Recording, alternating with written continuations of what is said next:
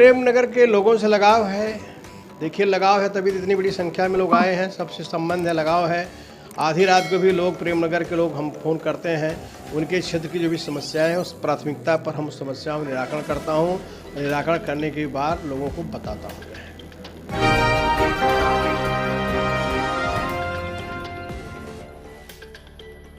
आज मुंबई के गोरेगांव वेस्ट प्रेमनगर में पूर्व सांसद 5 बार रह चुके और इस समय के कराकत के विधायक जो कि तूफानी सरोज जी है, उनका आगमन हुआ।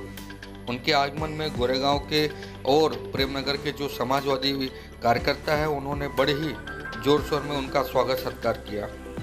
उनके आगमन पर एक खुशी की लहर हो उठी थी, इसलिए क्योंकि जैसे कि अभी आपने सुना, तूफानी सरोज जी ने कहा कि प्रेमनगर के लोगों से उनका पुराना रिश्ता और पुराना नाता है।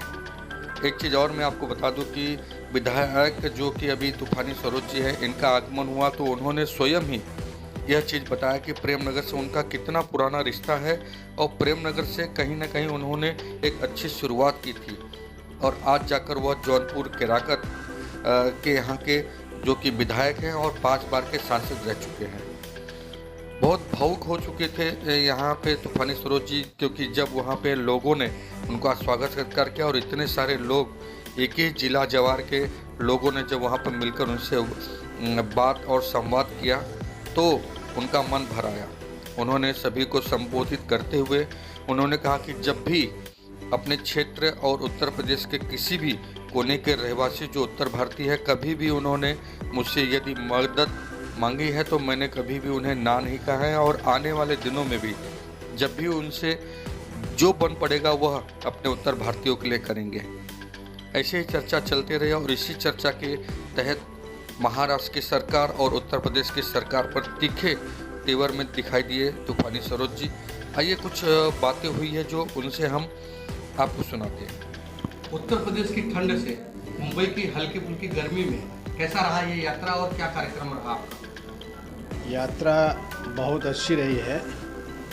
मुंबई में मैं काफ़ी समय तक अपना जीवन व्यतीत किया हूँ। काफ़ी समय तक यहाँ रहा हूँ। मुंबई के लोगों से बहुत प्यार है, मोहब्बत है। गोरेगांव के प्रेमनगर से सुना है कि आपका बड़ा लगाव रहा है और कहीं ना कहीं अगर मैं ऐसा कहूँ कि यहाँ से परिवर्तन होने के बाद उत्तर प्रदेश में आपने इतना बड़ा नाम कमाया, तो प्रेमनगर के बारे में और यहाँ के लोगों के बारे में? प्रेमनगर के लोगों से लगाव है। देखिए, लगाव है तभी तो इतनी बड़ी संख्या में लोग आए हैं। सबसे संबंध है, लगाव है। आधी रात को भी लोग, प्रेमनगर के लोग हम फ़ोन करते हैं, उनके क्षेत्र की जो भी समस्याएं हैं उस प्राथमिकता पर हम उस समस्याओं का निराकरण करता हूं। निराकरण करने के बाद लोगों को बताता हूं और समय समय पर मुंबई जो है हमेशा आने का काम करते हैं और मुंबई आने से हमें बड़ा अच्छा लगा है, लोगों के बीच में आने जाने से। अभी मैं इंडिया गेट तरफ गया था, अभी गोरेगांव में हमारा स्वागत समारोह रखा गया है, वहाँ पे कार्यक्रम में जाना है। और ये बाकी बम्बई के बारे में क्या कहना है, आप तो समझ ही रहे हैं। यहाँ की सरकार जो है किस तरह से बनती हुई बिगड़ती है, किस तरह से बनाई गई जो है। इसमें लोकतंत्र नाम की कोई चीज़ नहीं रह गई। लोकतंत्र बिल्कुल समाप्त हो गया है और अर्थतंत्र हावी है। अर्थतंत्र करके उपयोग करके सरकार गिराई जा रही है, सरकार बनाई जा रही है। सरकार की जब बात आ गई तो एक चीज़ और पूछूंगा, ओबीसी का मसला बहुत जोर शोर में चल रहा है, इस पर आपकी क्या राय है? ओबीसी का मसला बहुत ज़ोर शोर से चलेगा, अभी और भी चलेगा। ओबीसी के साथ हमेशा अन्याय होता रहा है। 1932 में बाबा साहब अम्बेडकर ने ओबीसी को आरक्षण देने की बाद गोलमेज सम्मेलन में ब्रिटेन की पार्लियामेंट में कहा था, ब्रिटेन में। और जो है साइमन कमीशन भी बना था। साइमन कमीशन आया था निरीक्षण करने की ओबीसी क्या हालात है। तो यहाँ के सामंतवादी सोच के लोगों ने आरक्षण ओबीसी को न मिले, इसके लिए लोगों ने बरगलाने काम किया और ओबीसी भाग गया जो है। इसके लिए साइमन कमीशन गो बैक का नारा लगा और कमीशन वापस हो गया जो है। इसके बाद 60 वर्ष लग गए ओबीसी को अपना हक अधिकार लेने में, अपना आरक्षण लेने में जो है। आज ओबीसी की बात जो चल रही है, अभी उत्तर प्रदेश से जुड़ा हुआ मामला हमारे ख्याल से आप पूछ रहे हैं। सरकार दूर दूर तक जो है ओबीसी हितैषी नहीं है।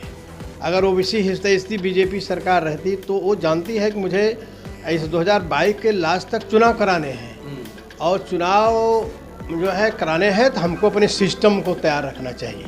हमें कैसे कराना है, क्या है कराना, जो सुप्रीम कोर्ट का जो जियो है त्रिस्तरीय, उसके अनुसार तैयारी करना चाहिए था। तो उसने सुप्रीम कोर्ट के अनुसार तैयारी न करके एक बार चुनाव में जो है की घोषणा करने की तैयारी कर दी जो है, जिसके लिए लोग जो है बचाव पक्ष में कोर्ट में गए। कोर्ट ने जो है भी निर्णय दे दिया कि हम नहीं रोकेंगे, चुनाव होगा जो है। तो ये हमारे नेता माननीय अखिलेश यादव जी ने आरक्षण के पक्ष में बहुत मजबूत बयान दिया जो है, और उन्होंने कहा कि हम जरूरत पड़ेगा तो सड़कों पर उतरेंगे, सड़कों पे जाएंगे जो है। इसके बाद बीजेपी बौखलाई और बौखला करके उन्होंने कमीशन बैठाया है कि हम आरक्षण करा करके जो है तब चुनाव कराएंगे। तो ओबीसी हमेशा जो है गुमराह हो, आज ओबीसी गुमराह है। ओबीसी के गुमराह होने की वजह से बीजेपी सरकार में है।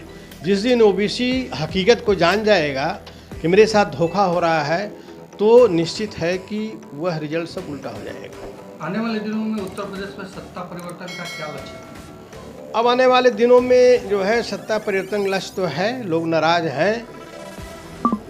हैं, अभी तो प्रदेश का चुनाव तो अभी 4 साल शेष है, लेकिन 2024 में लोकसभा का चुनाव होने जा रहा है।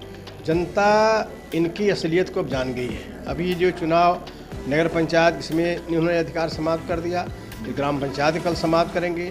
धीरे धीरे ये ओबीसी को जितने जो भी अधिकार मिलना है उसको समाप्त करेंगे जो है। इस बात को ओबीसी अब समझ गया है और उसी को बचाने के लिए इन्होंने आयोग का गठन किया है कि कहीं न कहीं जो है कि हम ओबीसी को फिर बरगलाने में कामयाब हो सकें। लेकिन अब ओबीसी बरगलाने वाला नहीं, बहकाने वाला नहीं है। जाते जाते एक छोटा सा राजनीति से हटके मोदी जी के माता जी का देहांत हुआ, इस पर आप क्या सोचते हैं? नहीं, ये तो भाई दुखद है और हम संवेदना व्यक्त करते हैं। और ये है कि उनकी उम्र हो गई थी, उम्रदराज थी जो है। हम सब दुखी हैं और इस दुनिया में जो आया है वो सब जाएगा। सबके जाने के रास्ते अलग अलग हैं, चाहे राजा हो, चाहे रैंक हो, चाहे